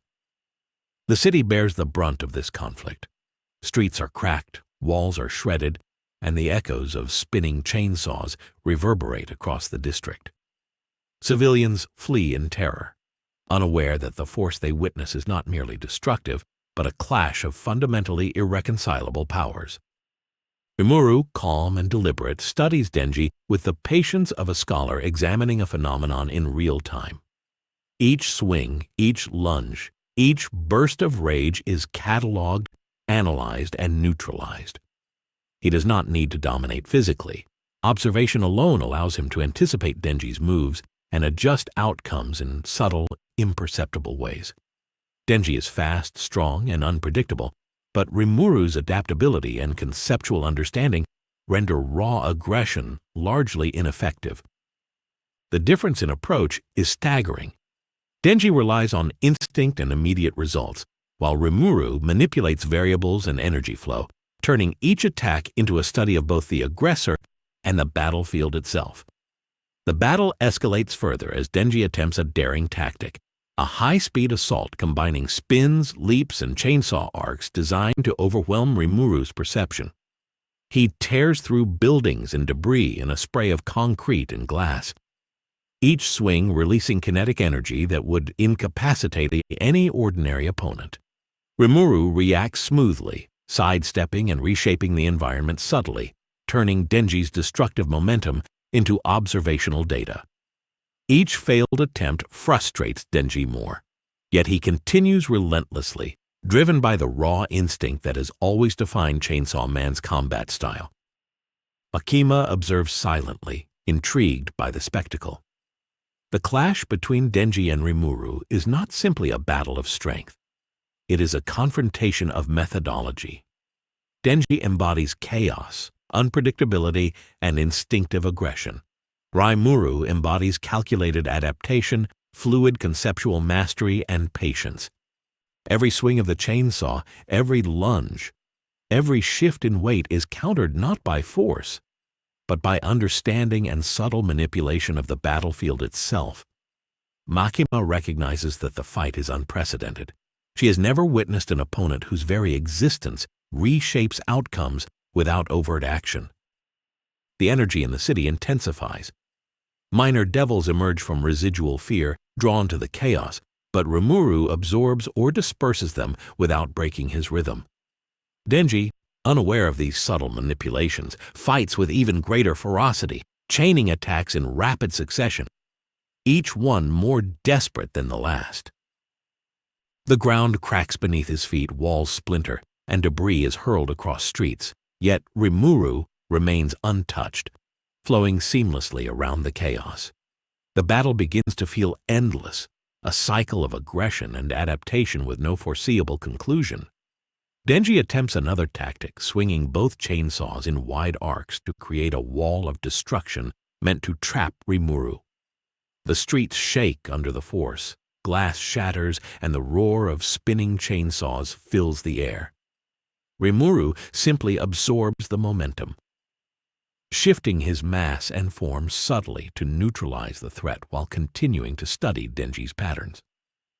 Every desperate attack becomes an opportunity for Rimuru to refine his understanding, to calculate the limits of instinct-driven combat against adaptive intelligence. Denji roars, frustration and rage fueling each swing, but Rimuru remains unflustered, moving with a grace and patience that seems almost unreal. Makima's observation grows more intense. She sees clearly that this is not a battle that can be won through conventional means. Denji's strength, while formidable, is inconsistent and bound by instinct. Rimuru's adaptability, however, is methodical and limitless in scope. The conflict is not merely physical, it is conceptual. Denji attempts to impose chaos on the battlefield, while Rimuru absorbs, analyzes, and redirects it, maintaining equilibrium and control without issuing a single aggressive strike. The very concept of victory begins to feel meaningless as the two continue their relentless clash. The intensity of their confrontation begins to attract attention across the city. Civilians flee in panic as the destruction escalates. Hunters hesitate mid-approach, unsure whether to intervene, and minor devils collapse from fear that fluctuates unpredictably in the wake of Rimuru's presence. Denji, exhausted yet undeterred, pushes his chainsaws faster, swinging with reckless precision. but the result is the same. Rimuru adapts, neutralizes, and studies without breaking rhythm. The energy exchange is constant, a loop of force versus adaptation, aggression versus calculation, instinct versus comprehension. By now, the realization sets in for both combatants. Denji understands that brute strength and instinct alone cannot overcome Rimuru. Rimuru understands that Denji's chaos is valuable data, a unique variable in the flow of the world's energy. Neither can achieve definitive dominance over the other. The battlefield is a stalemate, a perfect balance of destructive instinct and adaptive intelligence, with the city itself caught in the middle. Every attack, every lunge, every swing is countered or absorbed, leaving no clear winner, no decisive strike, and no resolution in sight. Denji's movements grow wilder, more desperate, his chainsaws carving arcs of chaos through the streets as he attempts to force an opening. Each swing is executed with raw power and instinct, his body relying on reflexes honed through countless battles against devils. Yet with every lunge, Rimuru adapts effortlessly, reading not just the immediate attack but the conceptual patterns behind Denji's combat style. The slime shifts and flows with a fluidity that seems impossible, turning the destructive momentum into harmless dispersal, and in doing so absorbing data on Denji's limits, strengths, and weaknesses. Denji roars in frustration that only fuels his ferocity and unpredictability. But Rimuru remains unshaken, moving with a precision that seems to bend reality itself. The city around them bears the brunt of the chaos. Concrete cracks under the force of Denji's chainsaw swings, glass shatters into a glittering rain, and debris is hurled across streets like shards of a fractured battlefield. Minor devils, attracted to the residual fear and energy, attempt to intervene, but Rimuru neutralizes them instantly, either absorbing their essence or dispersing them with subtle, almost imperceptible movements. Civilians flee in panic, their screams filling the air, while hunters hesitate, unsure whether to intervene in a battle they cannot comprehend.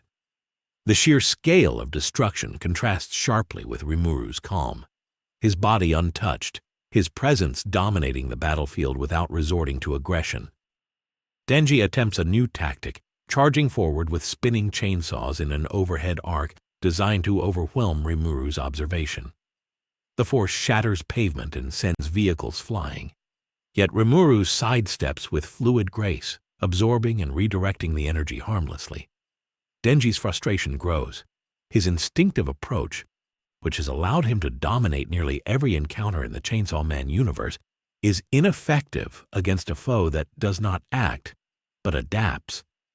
The contrast between instinct and calculation becomes painfully apparent as Denji realizes he cannot break through Rimuru's defense, no matter how violent or unpredictable his assault becomes. Rimuru's calm observation allows him to manipulate the battlefield subtly. He adjusts weight distribution, shifts minor currents of energy, and alters spatial perception just enough to neutralize Denji's aggression without a single overt strike. Every swing of the chainsaws, every leap and lunge is recorded and absorbed as conceptual data. Rimuru does not seek to dominate Denji through force. He seeks to understand, to adapt, and to maintain equilibrium. Denji's attacks become a perpetual loop of chaos meeting calculated adaptation, a battle with no clear victor, no decisive moment, and no resolution. Makima continues to watch, fascinated by the unique dynamic unfolding before her. She recognizes that this is not a fight in the traditional sense. It is a clash of fundamentally incompatible forces. Denji relies on instinct, aggression, and immediate results. Rimuru relies on adaptation, observation, and conceptual mastery. Every attack, every swing, and every burst of energy is countered in subtle ways that leave Denji frustrated and exhausted, yet the battle cannot be ended. The balance of power is such that neither can impose finality upon the other, creating a stalemate that is as mesmerizing as it is terrifying. Denji attempts another daring tactic, spinning chainsaws in a whirlwind of kinetic force to break Rimuru's rhythm. Buildings tremble, streets shatter, and debris fills the air as the impact of his assault spreads through the district. Rimuru flows through it like water, absorbing energy, neutralizing momentum, and subtly shifting the battlefield to maintain equilibrium. Denji realizes the stark truth. His raw aggression is not enough. Rimuru does not fight to dominate. He moves to observe, adapt, and redirect, turning Denji's chaos into a tool for understanding rather than destruction. The battle escalates further, both forces pushing the limits of their respective abilities. Denji's chainsaws carve arcs of devastation through the city, each attack more desperate than the last. Rimuru responds with subtle shifts, almost invisible to the eye, neutralizing the destructive potential while continuing to study Denji's patterns. Civilians flee, hunters hesitate, and minor devils collapse in fear and confusion. The environment itself becomes part of the conflict, reacting to the flow of energy, aggression, and adaptation, as if it recognizes that this clash is unlike any other. Denji's attacks begin to show signs of strain. His movements are increasingly frantic, driven more by emotion than precision. Yet the relentless aggression fuels Rimuru's observations, each swing providing new data, each burst of speed revealing limits and tendencies. The battle is no longer about winning in the conventional sense. It has become a dance of extremes, a study in contrasting philosophies of power. Instinct collides with calculation, chaos meets adaptation, and neither can gain decisive control. Rimuru remains untouched, a constant in the whirlwind of destruction. He does not retaliate aggressively, does not seek to end the battle, and does not display frustration. Observation, adaptation, and conceptual mastery are his tools, and he wields them flawlessly. Denji's relentless assault continues to fail to achieve dominance, creating a feedback loop of chaos versus precision. Each failed strike only reinforces the reality that Rimuru cannot be overwhelmed by force alone, no matter how desperate or creative the attack. The cityscape bears the evidence of the ongoing confrontation.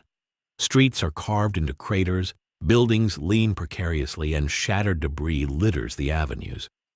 Civilians scream, flee, or freeze in terror as the clash of instinct and adaptation plays out before them. Hunters, unsure how to intervene, maintain a cautious distance, while minor devils are absorbed or destroyed as side effects of Rimuru's calm control.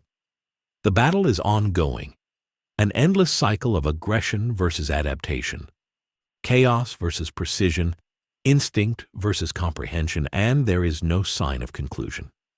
By now, the realization begins to settle in for both Denji and Rimuru. Denji understands that brute force and instinct alone cannot overcome an entity that adapts conceptually. Rimuru understands that Denji's chaos is unique and unpredictable, a variable that cannot be fully controlled or dismissed. Neither can secure victory without fundamentally altering their approach, and the battlefield has become a stalemate of unmatched intensity. The clash continues, each swing, leap, and subtle shift reinforcing the impossibility of a decisive outcome. Denji's frustration reaches a fever pitch. His chainsaws spin faster, slicing through concrete, metal, and debris, each swing more desperate than the last.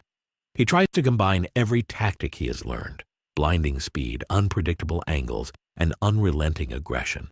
But Rimuru adapts instantaneously, reading the conceptual mechanics behind every move. The slime does not attack aggressively. It flows, stretches, and shifts, converting Denji's own energy into a subtle rhythm of observation and counterbalance. Denji swings again and again, his instincts screaming for victory. Yet Rimuru remains untouchable, untethered and entirely composed, a force that exists beyond simple physical confrontation. The city becomes a war zone, yet it is a war fought as much in perception as in action. Skyscrapers tremble, streets are gouged and cracked, vehicles are thrown like toys, and glass rains down in shimmering shards. Minor devils attempt to intervene, drawn by fear and residual energy, only to be absorbed or neutralized effortlessly by Rimuru. The battle is no longer a simple clash of strength. It has transformed into a contest of understanding, perception, and the manipulation of the environment itself. Denji's raw power is unmatched, yet Rimuru's adaptability ensures that each attack is rendered ineffective without a single overt offensive strike. Makima watches from a distance, her expression unreadable, but her interest piqued. She sees the patterns clearly now. Denji embodies chaos, instinct, and brute force, while Rimuru embodies calm, adaptation, and conceptual mastery. Neither can dominate the other, and the battle stretches into a spectacle of equal yet opposite extremes. Makima recognizes that this is more than a fight. It is an experiment in the collision of fundamentally incompatible forces, a conflict that cannot end through conventional means. The stalemate is perfect, each side pushing the other to extremes without achieving resolution. Denji roars, swinging with all his might, leaping over rubble and spinning in a frenzy of destructive force. His chainsaws carve arcs of devastation through the cityscape, yet Rimuru simply absorbs, redirects, and studies, remaining a constant in the whirlwind of chaos. Each swing provides new information, each leap tests the slime's adaptability, and every burst of rage is cataloged, analyzed, and neutralized conceptually. Denji begins to realize that his usual approach, relying on instinct, aggression, and sheer destructive power, is insufficient. Rimuru does not need to counter his attacks aggressively. Observation and subtle manipulation are enough to maintain equilibrium. The battle continues to escalate. Streets collapse under the force of Denji's swings, vehicles are hurled across shattered intersections, and debris litters every corner of the battlefield. Rimuru flows seamlessly through the chaos, maintaining a calm posture, observing not just Denji's movements, but the underlying principles of his aggression. Denji's attacks, while devastating, are predictable in their unpredictability, instinct-driven patterns that Rimuru can analyze and adapt to in real time. Each strike fails to land with finality. Each lunge is rendered ineffective, and each burst of chaos becomes a data point in Rimuru's ongoing study. The clash begins to feel timeless. Civilians flee, hunters hesitate, and minor devils collapse or are neutralized by the shifting currents of energy. The battle is no longer merely physical. It has become conceptual, a contest of understanding, adaptation, and energy manipulation. Denji's ferocity cannot overwhelm Rimuru, and Rimuru's calm cannot suppress Denji's raw chaos. Each moment reinforces the impossibility of a decisive outcome. The city itself seems to pulse in response, acknowledging the unmatched intensity of the conflict unfolding within its streets. Denji attempts to escalate further, combining aerial maneuvers, high-speed spins, and wide arcs of chainsaw fury in a desperate bid to break Rimuru's composure. Yet Rimuru adapts effortlessly, reading the underlying mechanics of each movement, absorbing and redistributing energy, and subtly reshaping the battlefield to maintain balance. Denji's desperation grows, each swing more frantic than the last. But Rimuru's presence is like a calm eye at the center of a storm, unshaken and untouchable. The stalemate becomes absolute. Every attack is countered, yet neither can assert dominance. Makima's gaze sharpens as she realizes the magnitude of what is occurring.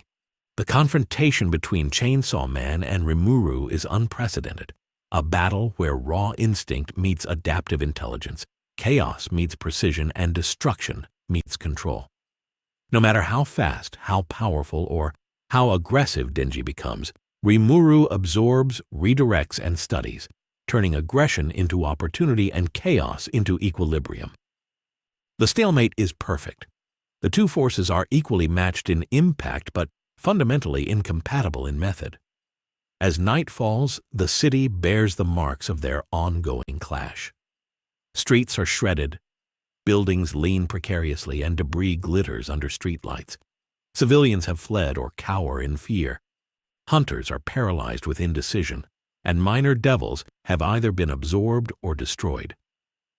Denji swings, spins, and charges with unrelenting ferocity, yet Rimuru flows, adapts, and observes with calm mastery. The confrontation has become a dance of extremes with no end point. Neither combatant can claim victory, and neither can be defeated without fundamentally altering their approach. The battle reaches its unspoken conclusion in terms of understanding. Denji recognizes Rimuru cannot be beaten through instinct alone, and Rimuru understands the limits of Denji's chaos, respecting its unpredictability without seeking to dominate. The city itself has become a testament to their clash, a stalemate of kinetic energy, conceptual mastery, and unmatched intensity. Neither side yields, neither side triumphs, and the streets are left in the eerie silence of a confrontation with no winner, no conclusion, and no precedent in the history of the Chainsaw Man universe. The air over Tokyo feels different now, heavy with anticipation and unsettled by a power that even Makima cannot fully measure. Rimuru's presence has shifted the very fabric of the city, and with it, the landscape of fear, violence, and survival. Devils, once the omnipresent shadow over humanity, now find themselves destabilized, their contracts and influence undermined by a force that does not obey rules, but absorbs and neutralizes them. Streets that were once battlegrounds are now quiet, the lingering terror dissipating like fog under the sun. Citizens, once paralyzed by fear, begin to notice subtle changes. The sense of omnipresent danger that guided every decision and shaped every glance has begun to fade, replaced by an eerie calm that hints at an unprecedented possibility, a world where devils no longer dictate the terms of existence. Rimuru moves through the city with the fluid grace of one who belongs to no one, observing the ripples of change his mere existence has caused. The fear currents, once manipulated by Makima and harnessed to maintain order among hunters and devils alike, now bend subtly to him. He absorbs the influence of lingering devils, dissolving their presence into harmless energy while studying the intricate connections they held over humans. The ecosystem of terror and survival is collapsing, not violently but quietly, systematically. Each devil neutralized, each contract undone, is not a fight, but an evolution of the world itself. The once terrifying power dynamics of the Chainsaw Man universe are being rewritten without so much as a shout or swing, yet the impact is catastrophic in scope. Makima observes from her high vantage point, her expression an unreadable mask, as the effects of Rimuru's interventions unfold across the city. The subtle erasure of devils disrupts her carefully calibrated hierarchy. Her hunters, trained for efficiency and fear management, notice anomalies in their contracts and assignments. Devils that should have acted with instinctive malice hesitate or collapse, leaving hunters confused but strangely liberated. Makima, master manipulator and architect of control, realizes she is facing a paradigm she cannot dominate, a world where the rules she has relied upon are no longer relevant, a world where Rimuru's understanding of order and adaptation overrides even her most intricate schemes. Rimuru's influence spreads beyond the immediate physical elimination of devils. The underlying networks of fear, the energy that powered their existence and maintained the constant tension of survival, begin to unravel. Humans sense it first as a shift in instinct. The tight knot of anxiety that lingered at the back of their minds relaxes slightly, a subtle signal that the devil's grip is weakening. Hunters report anomalies in their missions. Devils fail to appear where they should, and even minor encounters with rogue devils result in effortless neutralization. Rimuru's actions create not just safety, but the possibility of a systemic transformation, a world where the omnipresent threat of devils no longer dictates life, death, or morality. Denji stands amidst the transformed cityscape, his chainsaw still at the ready, eyes wide as he processes the new reality. The devils he fought his entire life to destroy are disappearing, not through violence alone, but through Rimuru's subtle yet absolute mastery of the rules of this universe. Denji, a product of instinct and chaos, feels both relief and unease. The thrill of constant battle, the adrenaline of survival, is replaced by something unfamiliar: stability. He senses that Rimuru has rewritten the game entirely, and the rules he lived by no longer apply. It is exhilarating and terrifying at once. Rimuru pauses on a rooftop, gazing at the sprawling city below. He senses the absence of devils in a way that is almost scientific, mapping energy flows, fear currents, and residual contracts. The world that once thrived on terror is silent, recalibrated by a being who does not fight in the conventional sense. The devil's dominance, which shaped centuries of human behavior, has begun to vanish, leaving a blank canvas. Humans, freed from instinctive dread, begin to experience subtle agency for the first time, making choices that were previously constrained by fear. Hunters find themselves without orders, devils fail to manifest as expected, and the city feels a quiet, almost surreal liberation. Makima, ever observant, steps forward to assess the full scope of Rimuru's impact. She understands that the traditional levers of power, fear, contracts, hierarchy, no longer function in the same way. The devil's dominance has been erased systematically, their influence nullified without mass conflict. She realizes that Rimuru's approach does not rely on aggression or conquest, but on recalibration, restructuring the world at its core. The implications are staggering.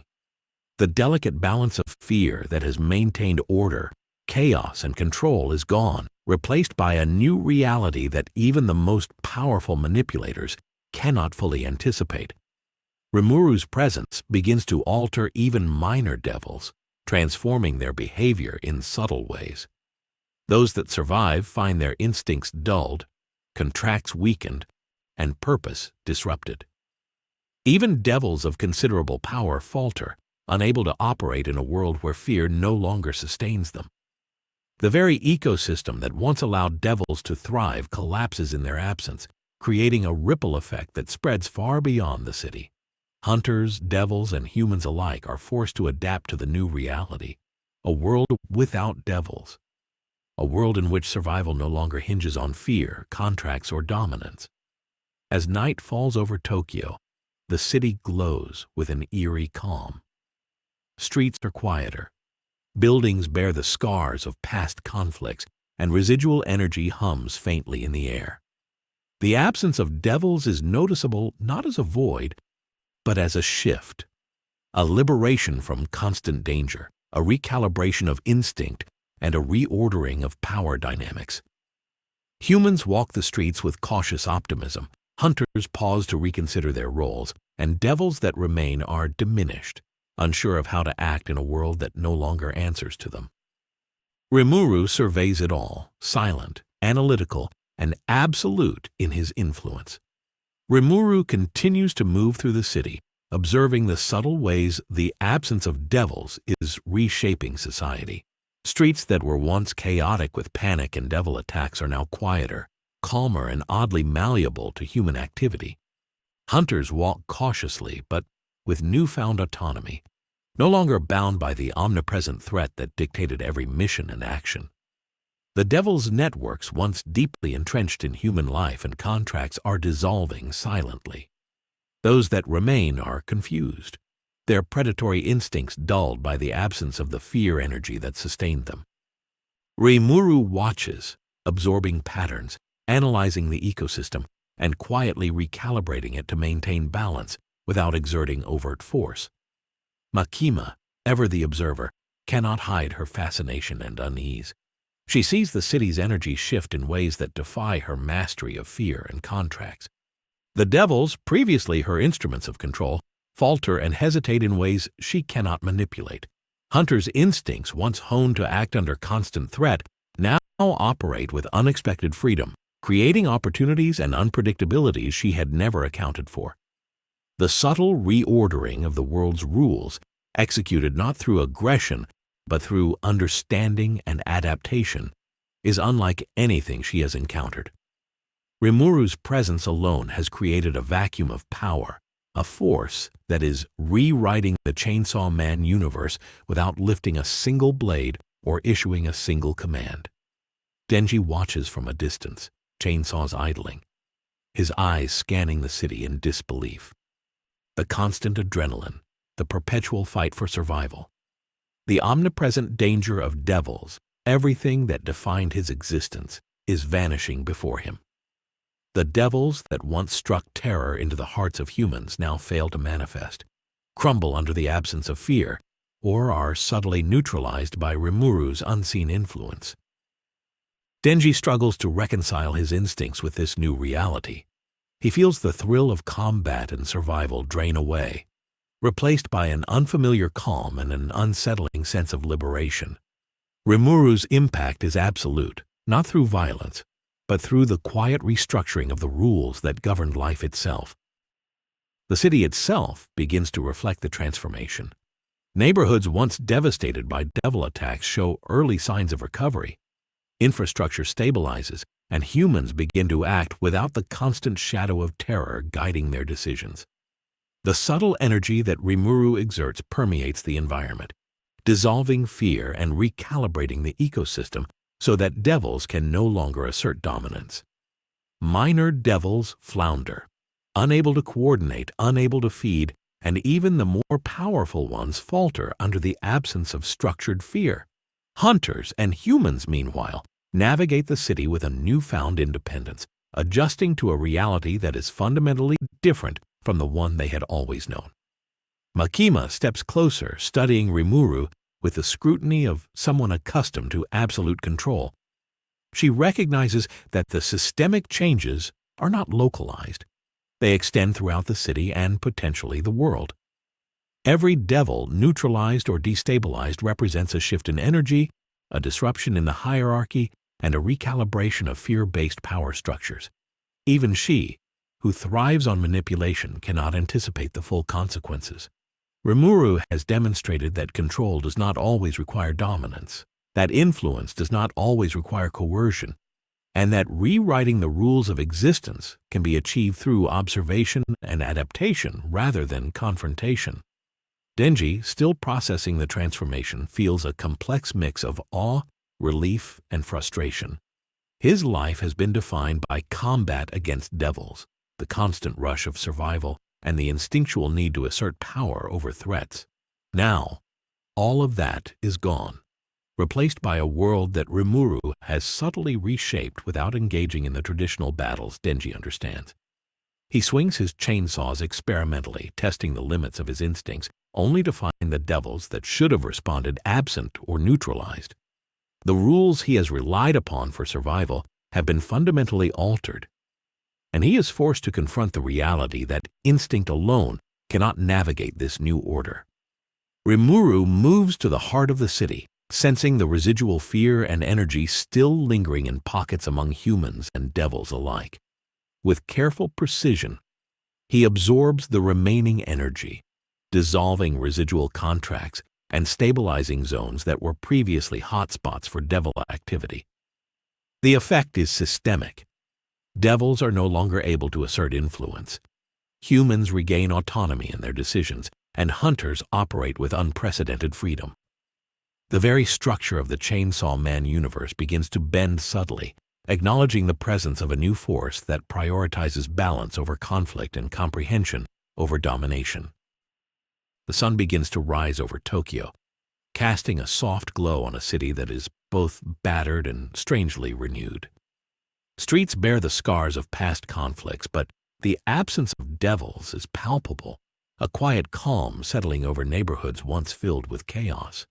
Rimuru's presence, steady and analytical, ensures that the delicate equilibrium is maintained. Hunters pause to assess the changing dynamics, devils flounder in confusion, and humans begin to navigate the world without the invisible chains of fear that once dictated their every move. The transformation is both subtle and absolute, a world without devils, a world recalibrated by Rimuru's understanding, and a city forever altered by his presence. The transformation spreads beyond mere absence of devils. It reshapes the very instincts of humans and the ecosystem that once relied on fear as its foundation. Hunters, once trained to anticipate every possible devil attack, now find themselves free to think, to question, to act without the omnipresent pressure of life or death urgency. The chain of command falters as Makima's previously unshakable control begins to erode subtly. Assignments that once relied on fear and hierarchy now falter because the devils that sustained those systems are gone or diminished. Even the most disciplined hunters sense an unfamiliar freedom, a subtle autonomy they have never experienced before. Rimuru's influence does not push humans to act in any particular way. It simply removes the constraints that fear imposed, leaving room for choice, strategy, and self-determination to emerge naturally. The devils themselves are in turmoil. Those that survive the immediate neutralization find their instincts dulled, their aggression dampened, and their purpose destabilized. Contracts that bound them to humans are dissolving, not violently, but systematically. Even powerful devils, accustomed to operating through fear and manipulation, struggle to assert themselves in a city where the energy that once fed them is vanishing. Without the sustenance of fear, their presence becomes a liability, their instinctual behaviors faltering. Rimuru's subtle interventions have created a cascade effect. The ecosystem that once allowed devils to thrive collapses silently, leaving a void that is simultaneously terrifying and liberating. Makima observes all of this with a calculating mind, recognizing the scope of what Rimuru has achieved. He has done more than neutralize devils. He has dismantled the structure of fear, contracts, and control that define the Chainsaw Man universe. Her usual tools, authority, manipulation, coercion, no longer operate effectively in this altered landscape. She sees the new dynamics clearly. The balance of power has shifted, and she must reconsider her strategies entirely. The devil's absence has created not just space for humans to act, but also a new hierarchy defined by understanding, adaptation, and the subtle manipulation of energy, all orchestrated by Rimuru without direct confrontation. Denji, standing amid the transformed city, feels the weight of this new reality pressing down on him. The constant surge of adrenaline that once defined his existence is gone, replaced by a strange calm. He swings his chainsaws experimentally, expecting the usual chaos to erupt, but finds nothing, no devils, no reaction, no energy to feed upon. Even his instincts, finely tuned to survive and react in a world dominated by devils, feel strangely muted. He is forced to confront the realization that Rimuru has rewritten the very rules that governed his life.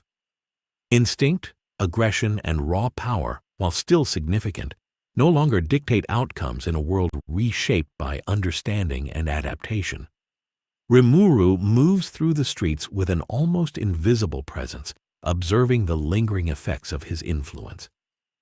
He identifies small pockets where fear energy lingers, residual echoes of devils that once thrived on terror. With careful precision, he absorbs and neutralizes these pockets, smoothing the energy of the city and creating a uniform state of equilibrium. The devils that remain are disoriented, unable to reestablish dominance, and the humans around them are no longer instinctively bound to fear. The change is systemic, reshaping the ecosystem of power, survival, and interaction without a single overt act of violence. Makima realizes that the implications extend far beyond Tokyo.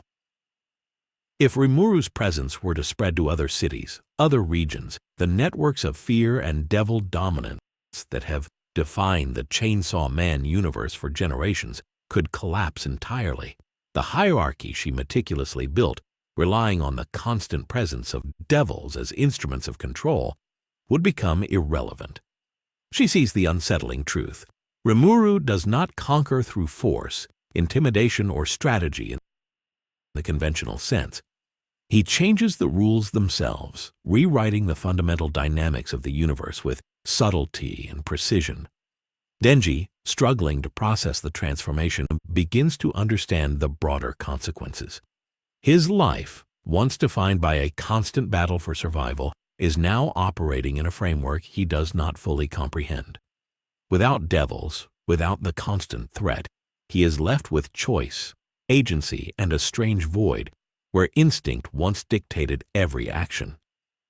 The thrill of combat is gone, replaced by the uncertainty of autonomy. Even his perception of power is challenged, as he recognizes that Rimuru's influence surpasses strength and speed. It exists in understanding, adaptation, and systemic control. Rimuru pauses atop a tall building, gazing over the city as the morning sun casts long shadows across streets, now quiet and almost eerily calm. The scars of previous battles remain visible, yet there is a sense of potential, a blank canvas upon which the city can rebuild and humans can rediscover agency. Devils no longer dictate the rhythm of life, and the flow of fear that once structured society is gone. Rimuru's intervention has not just neutralized a threat, it has fundamentally altered the relationship between humans, devils, and the balance of power itself. Civilians cautiously begin to emerge, sensing the absence of danger yet instinctively aware of the subtle shifts in energy around them. Hunters pause to reassess their roles, noticing the faltering presence of devils and the disappearance of previously critical contracts. Even Makima, the master manipulator, must reckon with the reality that her influence is diminished, her control incomplete, and her authority challenged not by force, but by understanding. Rimuru's quiet, calculated approach has created a new world, one where fear is no longer the foundation, where survival is no longer dictated by predation, and where the Chainsaw Man universe begins to operate under an entirely different paradigm. Rimuru descends to street level, moving quietly through a city that feels simultaneously familiar and alien. The hum of energy that once sustained devils and kept humans in a constant state of vigilance is gone, replaced by a subtle equilibrium that permeates the air. Hunters walk without the usual urgency. Citizens begin to explore streets that were once dangerous, and even the remnants of devil activity are reduced to insignificant whispers of what once dominated life in Tokyo. The world feels lighter, freer, yet there is an undercurrent of uncertainty, a society unshackled from fear for the first time in generations. Rimuru observes, absorbing patterns, gauging potential outcomes, and ensuring that the delicate balance he has created is maintained. Denji, still gripping his chainsaws, watches the changes with a mixture of awe, confusion, and cautious excitement. The energy that once dictated his every movement is gone, and with it, the rhythm of constant battle. He feels the absence of fear acutely, realizing that his instincts, honed over years of survival and combat, no longer guide him in the same way. Yet there is a strange exhilaration in this freedom, a sense that the rules have been rewritten and a new kind of agency has been placed in his hands. He swings his chainsaws experimentally, testing the environment, only to find that the devils that should have responded are gone or powerless. Rimuru has changed everything without a single strike against him, reshaping the world through observation, adaptation, and subtle mastery. Makima's gaze follows Rimuru as he walks among the city streets. Her expression is a mixture of admiration and calculation, the mind of a master manipulator forced to reckon with a force she cannot dominate. She realizes the depth of what Rimuru has achieved, not brute force, not coercion, but a fundamental rewriting of the rules that govern fear, power, and survival in the Chainsaw Man universe. Her hunters, the devils she once controlled so meticulously, now operate independently, unsure how to maintain order in a world where the chains of fear are gone. Makima knows that if Rimuru continues to expand his influence, the entire ecosystem of devils and humans could be forever transformed. The city itself becomes a silent testament to Rimuru's impact. Streets that were once battlegrounds are now quiet. Neighborhoods that trembled under the threat of devil attacks begin to stabilize, and humans cautiously reclaim spaces that were once ruled by terror. Residual devils either falter, flee, or are absorbed as Rimuru subtly neutralizes remaining threats. The balance is delicate, but it is being maintained. Every movement, every shift in energy is carefully calibrated, ensuring that the absence of devils does not destabilize society completely, but instead allows humanity to begin operating under new rules. Rules defined by choice, adaptation, and freedom rather than fear. Denji approaches Rimuru, chainsaws lowered, still trying to reconcile the enormity of the transformation. He sees the absence of devils, the freedom of humans, and the subtle recalibration of energy across the city. It is a world both terrifying and hopeful, one where instinct alone is no longer sufficient to survive, and understanding becomes the new currency of power. Denji's instinctual aggression and survival-driven perspective clash with the calm, deliberate influence Rimuru exerts, leaving him to realize that the very essence of life in this universe has changed irreversibly. Rimuru pauses, acknowledging Denji with a subtle nod, a silent understanding that their clash, their encounter, and their respective philosophies have left a permanent mark on the world. He does not need to dominate, defeat, or even instruct. His mere presence and the actions he has taken have rewritten the rules. The Chainsaw Man universe, once defined by chaos, fear, and predation, is now entering a new era, a world in which devils no longer dictate the rhythm of life. Humans regain autonomy, and the balance of power exists in a state of subtle equilibrium. Makima observes from the shadows, contemplative, recognizing that the era she controlled has ended not with violence, but with transformation. She notes the subtle, pervasive influence Rimuru exerts, understanding that this is a force unlike any she has ever faced.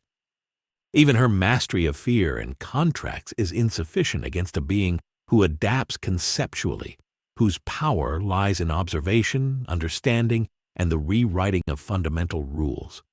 The balance of the world has shifted, and nothing will ever be the same again.